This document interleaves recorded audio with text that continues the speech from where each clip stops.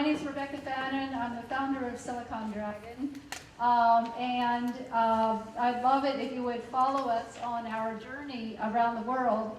Our next stop is going to be in Hong Kong, April 22nd, and then we're in Beijing, May 21st, and then we're in New York at NASDAQ, June 22nd, and we're also doing our first event in Los Angeles, and that's going to be July 29 and 30. And we're going to be working with Innovate Pasadena on that program. And we have Sophia, who's here from Innovate Pasadena, who can tell us a little bit more details about what Innovate Pasadena is up to. But in getting ready for tonight's program, the theme of tonight's program is about China's tech momentum. It's not really a bubble. I would call it a momentum moment, right? But the question is, how far and how fast and how long is this going to last? There's been a lot of news lately about the tech bubble here in Silicon Valley that it's going to burst. There's also some news that China is still on the upswing, right? So China last year had $5 million invested in the venture capital market. So we're coming back full cycle with China, which had gone through a peak in 2008 and then a real big downturn and now back up again. And of course, if you look at the valuations of companies, you could say that, yeah, Silicon Valley's got huge valuations right now, and US tech startups have huge valuations, billion-dollar valuations, and China is right in there too. Of the 73 companies that have $1 billion or more in market valuation, according to their last financing round, 8 of those were Chinese companies. And the number one company is Xiaomi, the Chinese smartphone maker. So we're here today to talk about China's tech momentum. It's not only these valuations and the rise of China's tech economy, but it's also the fact that Chinese tech companies are going global. So today we have representatives from Baidu and Chiho 360 and Alibaba and Ren. And these companies are investing in US tech startups today. So this is a new force in the market, these corporate investors from China. So we're here to discuss these trends of the valuation, the tech momentum, China's rise, the bubble, how long is it going to last, and also the new corporate investors. So our program consists of a couple of tech chats, and we also have a VC Dealmaker panel. And we also, to kick off the program, we have a spotlight, a market opportunity spotlight. And this is focusing on a company, a US company, that has really taken advantage of the opportunity to go global. And in this case, it's kind of one of those moments where, serendipity took over. And I will let Micha explain how that happened. He's the founder of OpenGarden, and their technology app is called FireChat. And interviewing him for the tech chat is Sophia Viklund, who's the founder of Backcode, and she's here from Pasadena, as I mentioned. So I'd like to welcome Sophia and Micha to the stage, please. And you can take a seat here in the middle. And is the mic for you? Okay. And let me just introduce Micha briefly. He's the co-founder and CEO of OpenGarden, the creator of FireChat, which is the first off-the-grid messaging app that leverages peer-to-peer mesh networking. And they got a real big push recently in Hong Kong, and Micha will tell us how that happened. Sophia, as I mentioned, is an entrepreneur herself. She's the founder and head of strategic relations at Backcode in Los Angeles, and she's named by Forbes as a female founder to watch. She's a serial entrepreneur, and she also is a main organizer of Innovate Pasadena. So Sophia, I'll let you take it over from here. Thank you. Thank you so much. And Micha, I would like to start. And welcome to everybody. Thanks. Yes. And I would like to start by asking you, how and why did you start your company, OpenGarden? So hi everyone. So my name is Micha.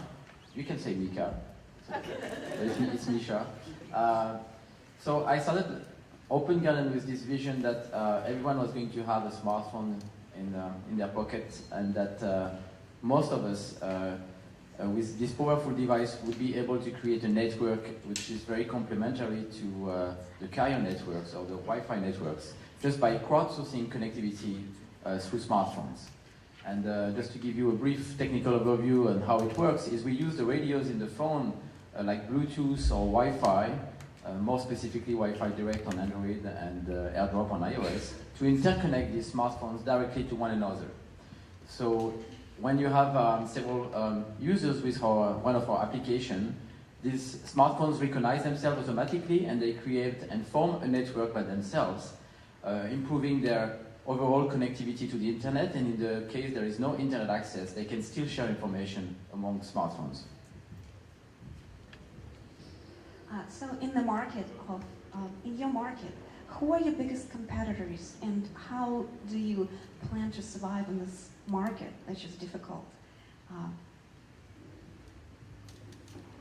So after we created this amazing technology with OpenGarden, we and I will arrive to the question of the market. We figured out after 2.5 years, 3 years, that it was very difficult to gain more users. Our first application was just enabling the sharing of mobile internet among different devices, so smartphone, tablets, laptops.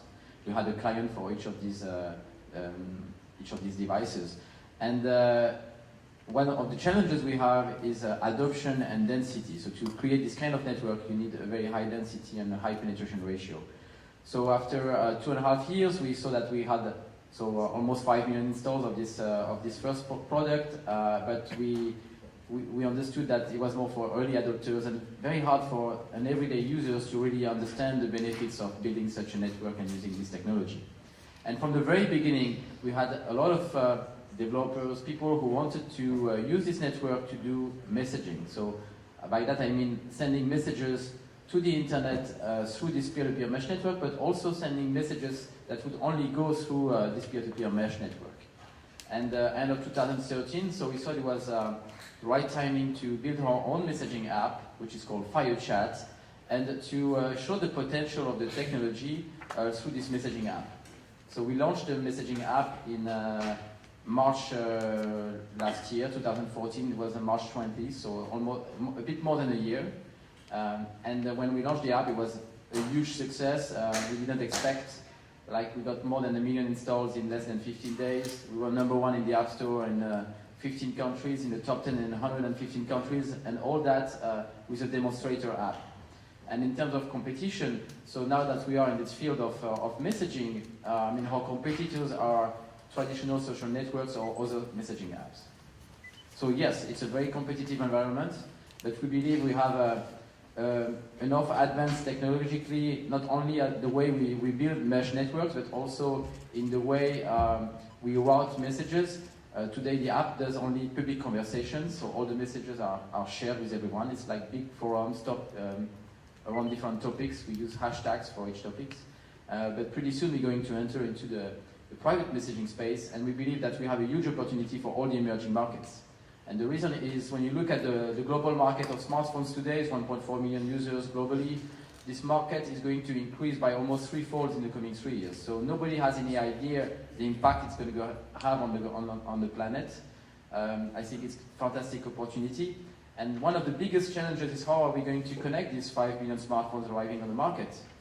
Mainly because 80% of this device are going to be shipped in emerging market, places where mobile data infrastructure is very weak or not deployed yet, but also where most of the people often don't have the mean, or they cannot afford to pay for a data plan.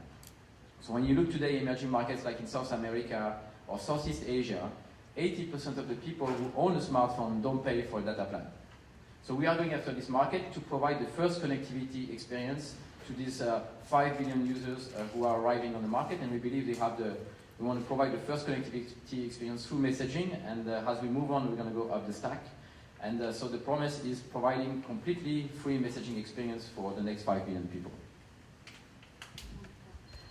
So what is your business model, and how do you plan to generate revenues for your company?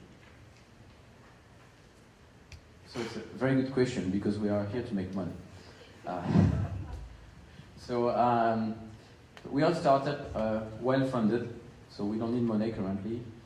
We raised almost $13 million, and we're a small team, 12 people, 16 with the independents. So making money is not our top priority. What we want is gain big market shares, and once you have this network of users, you become almost like the equivalent of a carrier or a telco. The big advantage, and that's where is the money, is you don't have to support any hardware infrastructure. All that is by crowdsourcing connectivity through smartphones.